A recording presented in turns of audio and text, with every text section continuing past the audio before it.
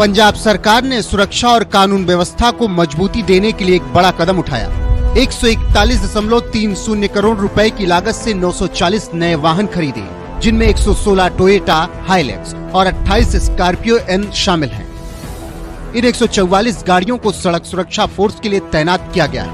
महिला सुरक्षा को बढ़ावा देने के लिए 24 टाटा टियागो इलेक्ट्रिक वाहन अमृतसर के अंदर पेट्रोलिंग के लिए खरीदे गए। 315 गाड़ियों की विभिन्न पुलिस स्टेशनों, CIAS और कमिश्नरेट के लिए आवंटित किया गया है। 81 गाड़ियां सीमावर्ती जिलों को दी गई ताकि सेकेंड लाइन ऑफ डिफेंस मजबूत हो सके। सभी वाहनों की निगरानी के लिए पंजाब पुलिस ने ऑनलाइन प्रणाली police vehicle management system PVMS को लॉन्च किया है। यह कदम पंजाब सरकार की प्रतिबद्धता को दर्शाता है, जो हर नागरिक को सुरक्षित और सशक्त माहौल देने के लिए निरंतर काम कर रही है। भगवान श्री राम ने कभी कहा था, सन्यासी से अच्छा राजा और कौन हो सकता है। एक आदर्श राजा वही है जो मन से सन्यासी हो, जिसे सिंहासन और सत्ता का लोभ ना हो।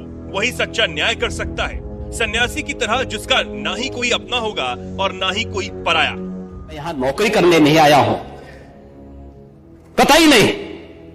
मैं यहां पे इस बात के लिए आया हूं कि अगर वो करेगा तो भुगतेगा भी फिर, और इसीलिए मैं यहां पे आया हूं कि हम लोग उससे लड़ेंगे। ये लड़ाई हमारी सामान्य लड़ाई नहीं है, ये प्रतिष्ठा की लड़ाई भी नहीं है। मुझे प्रतिष्ठा प्राप्त करनी होती है तो मुझसे से ज्यादा प्रतिष्ठा अपने मठ में मिल जाती है, कोई आवश्यकता नहीं मेरे लिए। उत्तर प्रदेश की सत्ता संभाल रहे भगवाधारी योगी आदित्यनाथ की ये दहाड़ बता रही है, उन्हें सत्ता का कोई मोह नहीं और ना ही कुर्सी का कोई लालच है, क्योंकि इससे ज्यादा प्रतिष्ठा तो उन्हें मठ में मिल जाती है। ऐसी सोच वाला कोई सन्यासी जब सत्ता संभालता है तो गुंडे बदमाशों और माफियाओं के लिए जहां सख्त तेवर अपनाता है, तो वहीं जनता के दुख दर्द में दुखी होकर आंसू भी बहाता है। इस अतीक अहमद के खिलाफ पीड़ित परिवारों ने मुकदमा दर्ज कराया, उसके परिवार के खिलाफ।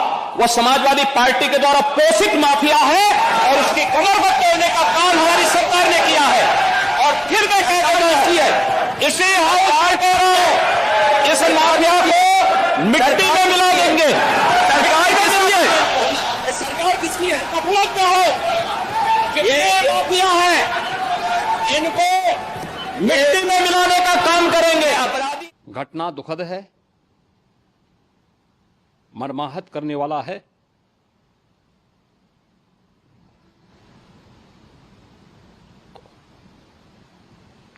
उन सभी परिजनों के प्रति हमारी पूरी संवेदना है।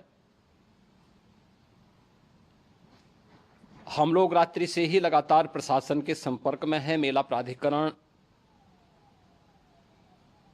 पुलिस प्रशासन, NDRF, SDRF,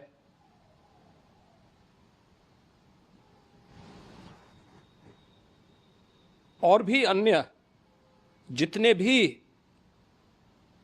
व्यवस्थाएं हो सकती थी, उन सबको वहां पर तैनात किया गया है। तीर्थराज प्रयागराज में 13 जनवरी से सनातन धर्म का महापर्व महाकुंभ चल रहा है, जहां अब तक 30 करोड़ से भी ज्यादा श्रद्धालु संगम में डुबकी लगा चुके हैं। लेकिन 29 जनवरी का वो दिन भला कौन भूल सकता है, जब मौनी अमावस्या के महास्नान के दिन भोर में ही मची भगदड़ में कई लोगों की जान चली गई थी। ये ऐसा वक्त था जब महाकुंभ में आए 13 अखाड़ों ने भी किसी अभिभावक की तरह योगी सरकार का साथ दिया और ब्रह्म मुहूर्त में संगम स्नान का अपना अधिकार भी त्याग दिया, क्योंकि उस वक्त इसी फैसले की जरूरत थी, नहीं तो माहौल और बिगड़ जाता। इसलिए खुद मुख्यमंत्री योगी ने भी सभी 13 अखाड़ों के साधु संतों को हिंदुओं का अभिभावक बताकर उनका आभार जताया। सनातन धर्म ही मानव धर्म है। सनातन धर्म रहेगा तो मानव धर्म रहेगा, मानवता रहेगी, इस सृष्टि रहेगी। और मैं अभिनंदन करूंगा उन पूज्य संतों का, जिन्होंने मौनी अमावस्या के अवसर पर पूरे धैर्य के साथ एक चुनौती हम सबके सामने आई। कुछ पुण्यात्मा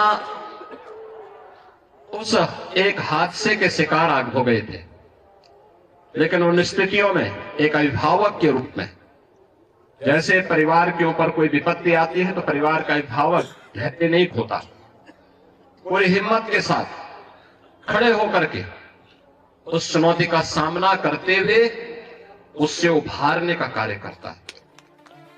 महाकुंभ में मची भगदड़ के बाद कुछ लोगों ने गिद्ध कौवे की तरह योगी सरकार पर टूटने की पूरी तैयारी कर ली थी और सोचा था संगम में डुबकी ना लगाने की वजह से साधु संत भी योगी सरकार पर टूट पड़ेंगे। लेकिन विरोधियों को यहां भी नाकामी ही हाथ लगी, क्योंकि महाकुंभ में पधारे तमाम साधु संतों ने इस नाजुक मौके पर योगी सरकार को कोसने की बजाय किसी अभिभावक की तरह उनके साथ डटे रहे, जिसके लिए खुद सीएम योगी ने उन तमाम साधु संतों का धन्यवाद भी किया। आपने देखा होगा कि जो सनातन धर्म के विरोधी हैं, वे लोग ये प्रयास कर रहे थे कि संतों का धैर्य जवाब दे दे, ये जवाब दे दे और उसके बाद जग हसाई का एक कार्य कराया जाए। लेकिन मैं अभिनंदन करूंगा पूज्य तुलसी पीठाधीश्वर जी का भी, पूज्य जूना पीठाधीश्वर जी का भी, अपने सभी 13 के 13 अखाड़ों का भी, पूज्य फूलडोल दास जी महाराज वृंदावन धाम से हमारे पास आए हैं, अत्यंत वरिष्ठ संत हैं।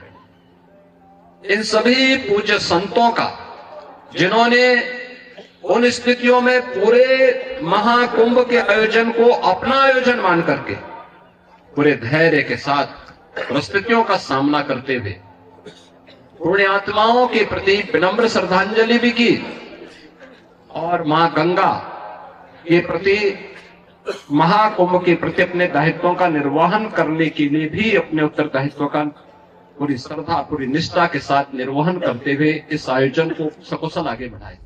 संगम नगरी प्रयागराज में 144 साल बाद आए दुर्लभ संयोग में महाकुंभ का आयोजन हो रहा है, जहां अब तक 32 करोड़ श्रद्धालु संगम में डुबकी लगा चुके हैं, तो वहीं ये आंकड़ा 45 करोड़ पार जाने की उम्मीद भी लगाई जा रही है। इसी बात से समझ सकते हैं कि सीएम योगी ने महाकुंभ की तैयारी के लिए कैसे दिन रात एक किए हुए हैं। उन्हें तो सोने तक की फुर्सत नहीं मिल पा रही, लेकिन इसके बावजूद अवि मुक्तेश्वरानंद सरस्वती जैसे शंकराचार्य भगदड़ को लेकर मुख्यमंत्री योगी का इस्तीफा मांग रहे हैं, जिन्हें योग गुरु बाबा रामदेव ने अब करारा जवाब दिया है। ये सुनकर के अंतर्मन को बहुत वेदना होती है कि हमारे कुछ साधु संत महापुरुष योगी जी महाराज पर भी अभद्र टिप्पणी की। एक साधु अपने राजधर्म के साथ अपने सनातन धर्म के गौरव को प्रतिष्ठापित करने के लिए अहर्निश पुरुषार्थ कर रहा है। मुझे लगता है योगी जी महाराज 2, 3, 4 घंटे से ज्यादा तो सोए नहीं होंगे पिछले कई महीनों से। ऐसे एक तपस्वी साधु जो हमारे सनातन के भी गौरव है, नाथ परंपरा जो सिद्धों की परंपरा है, नाथ संप्रदाय के सनातन परंपरा के, और मैं तो कहता हूं वह राष्ट्र के गौरव है। ऐसे योगी जी महाराज जो प्रचंड पुरुषार्थी और प्रशासन में, शासन में, व्यवस्था में जो 0% टॉलरेंस के साथ काम करते हैं कि भाई जो होना चाहिए वही होना चाहिए, ऐसे महापुरुष ने इतनी बड़ी व्यवस्थाएं की, करोड़ों लोगों का स्नान और उनके सब प्रकार से योगक्षेम का ध्यान उन्होंने रखा, फिर भी भूल हुई है। भूल हो सकती है। अब इतनी बड़ी व्यवस्थाओं में जो भूल चूक हुई तो उसके बाद तुरंत उन्होंने एक्शन भी लिया और पूरी पारदर्शिता के साथ उसकी जांच भी करा रहे हैं। ऐसे में किसी साधु संत महात्मा के द्वारा कम से कम योगी जी पर ओछी टिप्पणी, ओछी बात, यह अशोक है। महाकुंभ में आग लगी तो तुरंत मौके पर पहुंचे और भगदड़ मची तब भी तुरंत एक्शन में आ गए और न्यायिक जांच बिठाने के साथ ही खुद अस्पताल जाकर घायलों से भी मुलाकात की। लेकिन इसके बावजूद शंकराचार्य अवि मुक्तेश्वरानंद सरस्वती मुख्यमंत्री योगी का इस्तीफा मांगने लगे, जबकि खुद सीएम योगी हादसे के बाद ताबड़तोड़ एक्शन ले रहे हैं और लगातार महाकुंभ पर नजर भी बनाए हुए हैं। यही वजह है कि हादसे के बावजूद श्रद्धालुओं का सैलाब महाकुंभ आ रहा है।